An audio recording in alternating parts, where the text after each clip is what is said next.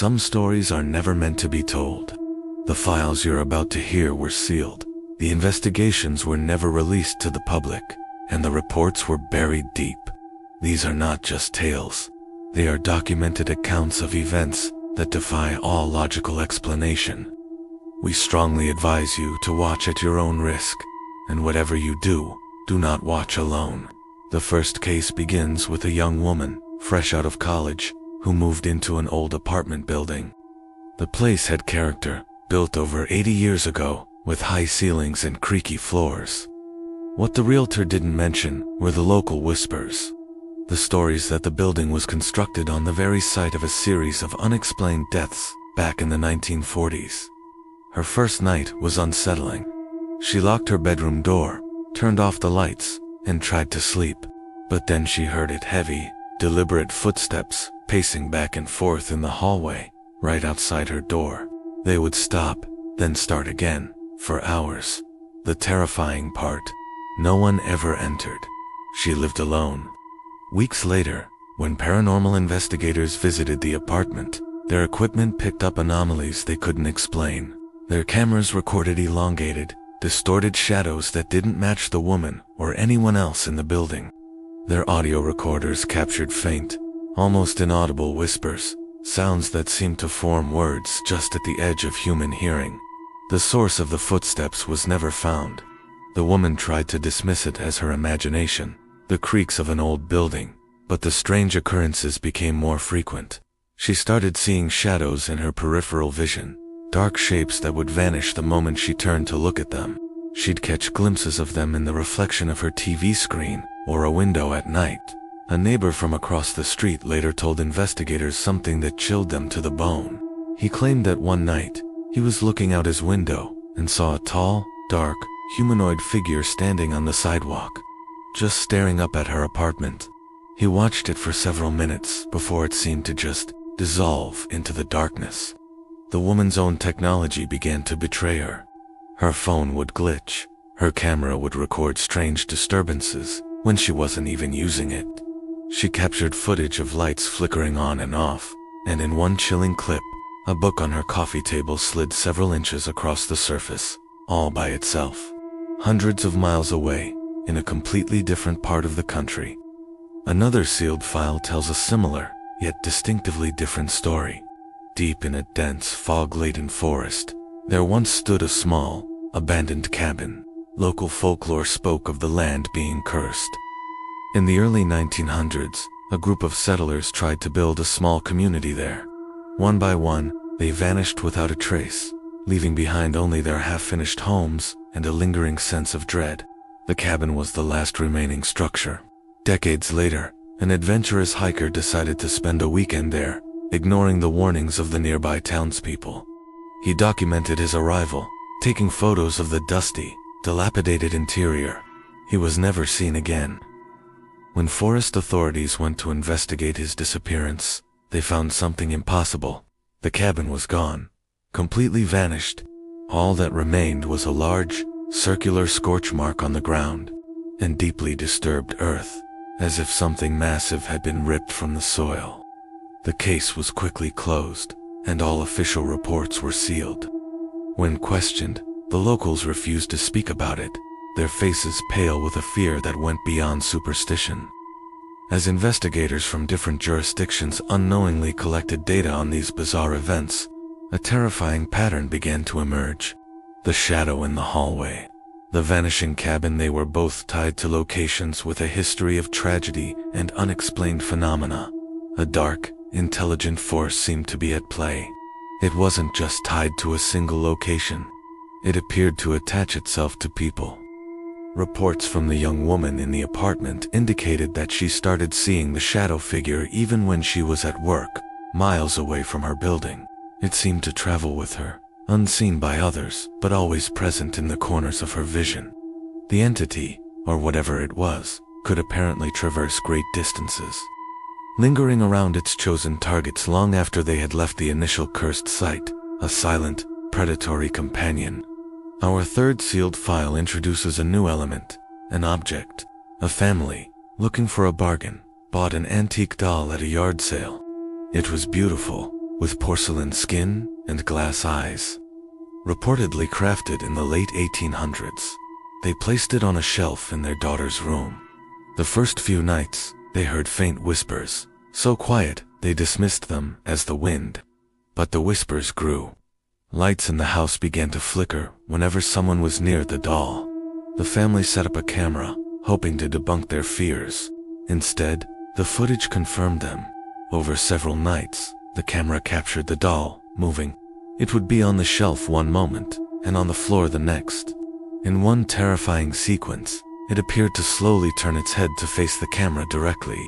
Investigators who were called in to document the case reported constant equipment malfunctions. Cameras would die, audio would fill with static, and batteries would drain in minutes, but only when pointed at the doll. Most of the footage they did manage to capture was deemed too disturbing for public release and remains sealed by authorities to this day. As the weeks turned into months, the phenomena in all three cases began to escalate dramatically. For the woman in the apartment, the subtle shadows became a physical onslaught. Doors would slam shut with violent force, windows would rattle as if in a hurricane, and the heavy footsteps now echoed through every room, even when she was wide awake. The encounters near the site of the vanished cabin grew more sinister. Other hikers who ventured into that part of the forest either disappeared or were found days later, miles away, completely disoriented. They spoke of being followed by something unseen, a crushing sense of being watched, and a whispering voice that called their name from the trees. And the doll. The doll's whispers became clearer, more articulate. One investigator, staying overnight to monitor it, woke up in a cold sweat. The doll was no longer in the other room. It was sitting on his chest, its cold glass eyes staring silently into his. He swore he heard it whisper a single, clear word right next to his ear. The shadow in the hallway is growing stronger, its presence more tangible. The vanishing cabin may not be gone for good. Some believe it reappears, waiting for its next victim. The doll's whispers have now turned into direct, chilling threats.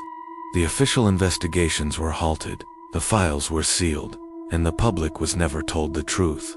But this is not the end of the story. The escalation is only beginning.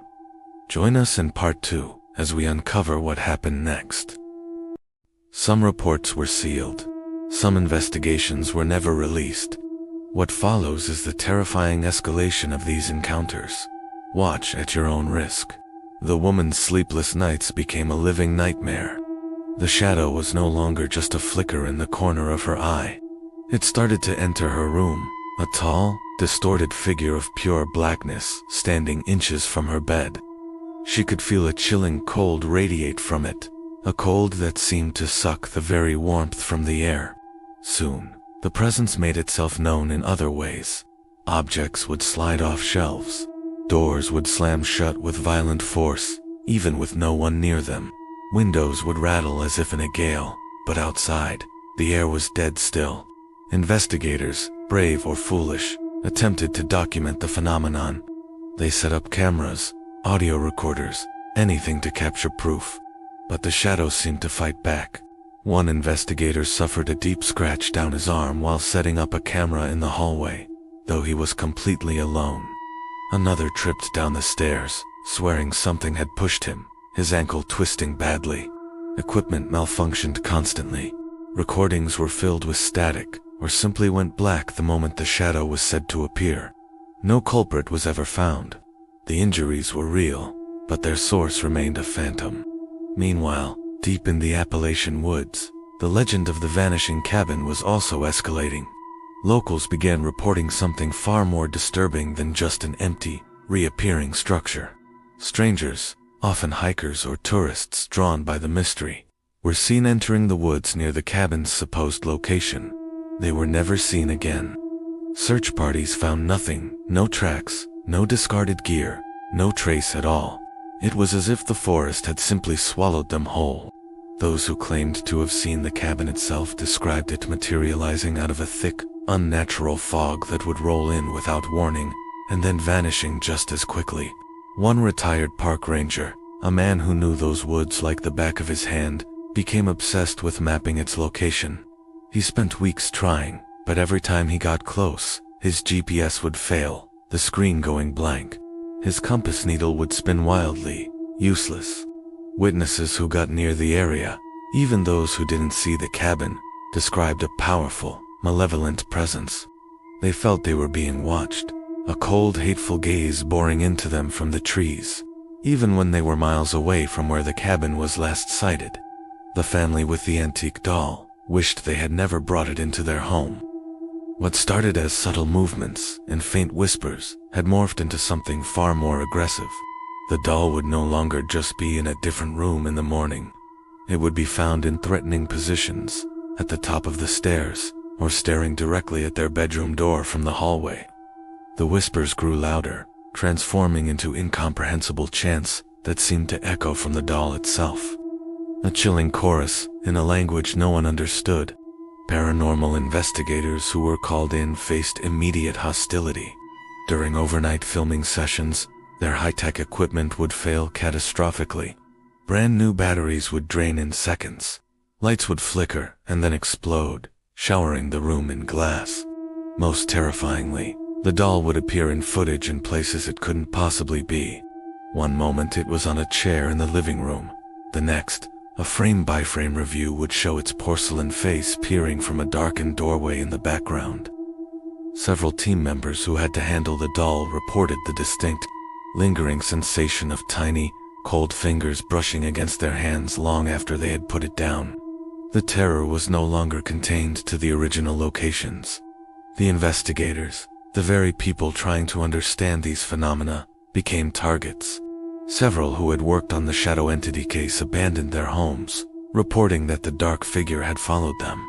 They would see it standing in their own hallways, a silent, menacing guest that had latched onto them. Others who had investigated the doll began hearing the same strange, chanting whispers in their own quiet apartments, driving them to the edge of sanity. Some simply disappeared. They packed no bags, said no goodbyes. Their cars were left in their driveways, their phones on their nightstands. They were just gone. A chilling warning began to circulate among the few who knew the true extent of these cases. Passed down from frightened locals and traumatized investigators. Do not acknowledge it. Do not seek it out. It follows those who show interest. It latches on, and it does not let go. As more reports were gathered and secretly compared, a horrifying pattern began to emerge.